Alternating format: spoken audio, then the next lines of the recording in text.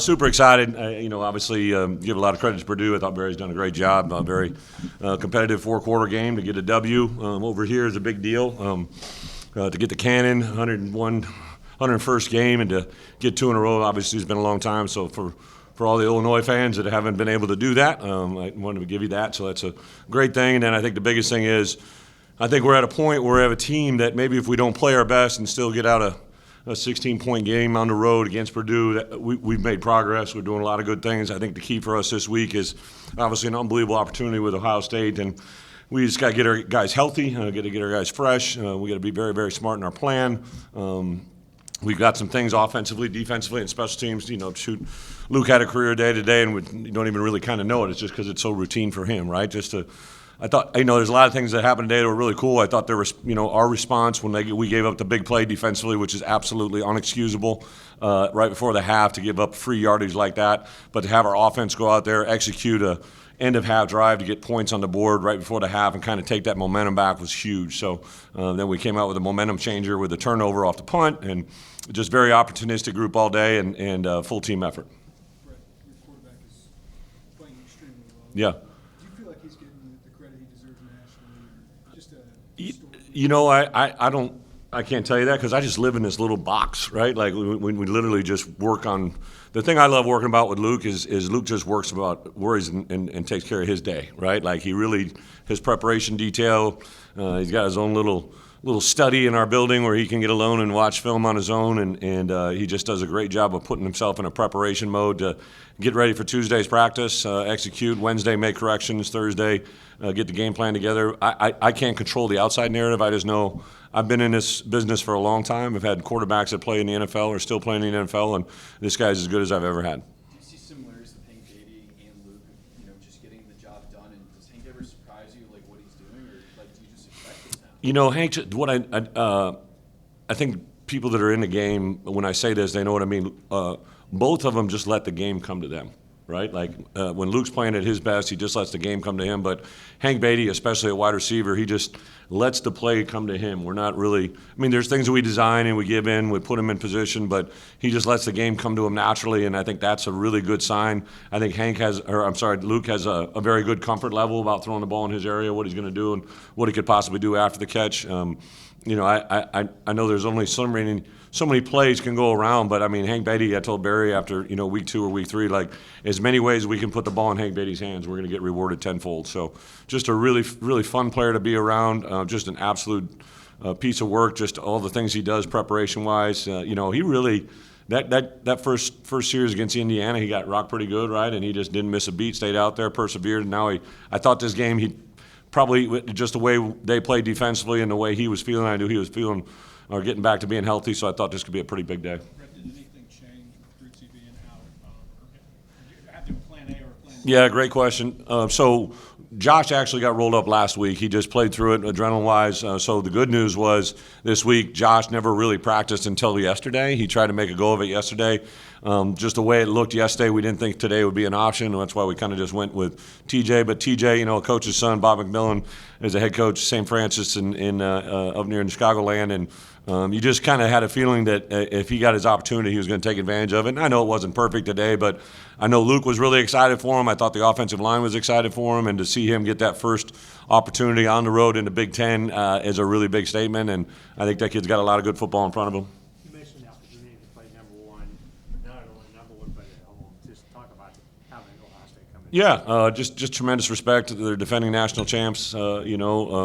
Ironically, last year the defending national champs was Michigan. They came to town Game 7 at home, right? So the Big Ten keeps giving us the defending national champs at home Game 7. Thank you.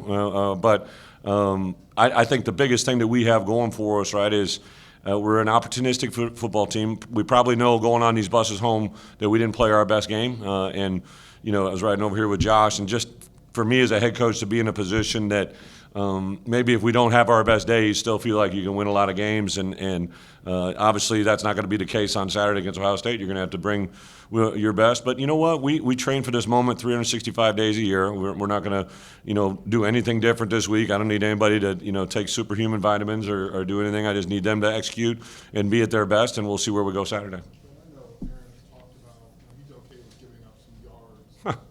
He is? He said Okay. But at what point is it just maybe too much the way things are? Yeah, we can't give up free yards. I understand what he's saying last week when we were playing a quarterback that could throw it, and we were obviously a little depleted in the secondary. I think what he's saying is when we are designed to give up yards, we're okay to do that. But the play at end of half, we just can't have that, right? We just keep the ball in front of us and play every play, stay on script. He's still, doing, working through some things as a coordinator. He's still, on the move, and that's my job as a head coach to, continue to guide him and tell him where we're at. And then at the end of the game there, the only option they had was for that quarterback to stay alive and throw the ball vertically down the field. And we just got to keep fresh bodies out there. We can have a guy chase a quarterback. It doesn't do any good if we can't get him down. So we got to get our athletes on the field that can get him down.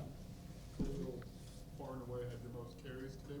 Who? Was that- Khalil. Was it more game plan wise? Yeah, I told him in pregame warm-ups, and they do the when we go ones, twos, and I always grab my running backs after they run through, and I just grabbed Khalil and I said, "Hey, career day today," right? Because I just thought I could see it coming. I could see the way he's playing. I could see the way they were playing. I thought this would be a game that he kind of might fit into, and he's just a. I think a lot of people don't understand. Like, he's got a lot of pop. He's got some ability to run inside in the tackles. He's a very effective runner in short spaces. He can get vertically burst in really good moments. So, and then I think just the change of pace coming in when you got Caden rolling through there, and all of a sudden he pops in there as a really good moment. And then what I'm really excited for, we just really haven't gotten a chance for him to be a KOR guy yet, right? Everybody's got such good kickers now. No one really gets a return game, so I think that'll be something fun for everybody to watch. Another guy that I thought really came into his own, Andre Lovett, just showed up today on kickoff coverage again. So some of these freshmen, Grant Bierman, he's a kid that was committed to Purdue, so I knew all this week that it was going to be a really big week for him, and he's just really coming on, doing a lot of really good things for us. That's the thing I probably enjoy now as a head coach as much as anything, is just see all the – listen, Luke is phenomenal. He deserves and more of the press that he's getting, right? But it's these little moments where these guys, like I just said, the Bierman, T-Strain, right? Because the injury to Xavier has now put him into a role that he's more involved in our game plan. And I know he had a penalty today, but I just love T-Strain's story, man. The kid's battled through, persevered, come out on top. Tanner Heckel, I thought, again, another one, Sabor, Kareem, right? Like Matt Bailey was a little banged up, and Sabor got a chance to come in there and do some things. It's just really fun to be a part of this crew. Unfortunately, we get 12 guaranteed games, and 6 of them are gone. So where these next 6 go, we're going to determine where we can go after that. But I think the big thing for us is we realize every one of these opportunities is a blessing. We got to take advantage of every one. What kind of weapons? One more for Scott for you right now. David Alano. Well, obviously a very, a very accurate kicker. I told them to, take the clock down as much as we could, but I didn't plan on taking a penalty on that last one, so we still have some room for improvement. We sent the unit on the field too late, and that's just inexcusable. So for me, there's a lot of things as a head coach. We had to use 3 timeouts before the end of the third quarter, and we're not going to win many games doing that tight, right? I knew we were kind of in control of the game. I didn't want to take a bad penalty there. So just some communication things we got to clean up. The good news is they happened. We got out with a 16-point win. So it's a very teachable team right now on a Sunday, a very coachable coaching staff on a Sunday, and we'll get to where we need to be on Saturday. And I would just say this right now, fans, right? I need you, right?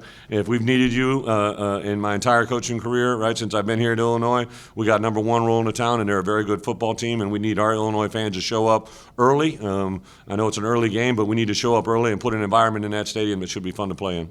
Last one here, Scott. To be in places program where go on the road, maybe not have your best game, still win, but they just, how much is that? Is it maybe Luke, or what is maybe got you to that spot? Well, I mean, Luke's a big part of it. I know this. We travel with 74 guys, right? And I always say this: those 74 guys that get on the plane or get on the bus. This case, we didn't fly, we drove. Those 74 guys all have a role. It may be one play, right? It may be one play on one unit that they get the whole day, and whatever that is, I ask them to be at their best, right? And for coaches, I'm really stressing these guys. Like, I'm hard on them. I'm really freaking hard on them, just because you never know when a 2nd and 4 in the middle of the second quarter could be the difference in the game. That play at the end of half, like we're just defending. All of a sudden we have a breakdown, whether it's mental, physical, or call. That changes the flow of a game, and you cannot lose sight of that. In this league, with the competition we're facing, you cannot have one play that is in the other's favor without us having something to say about it. So a lot of really good things to be learned, and I got a really good coaching staff, got a really good group of players, and I'm excited for them.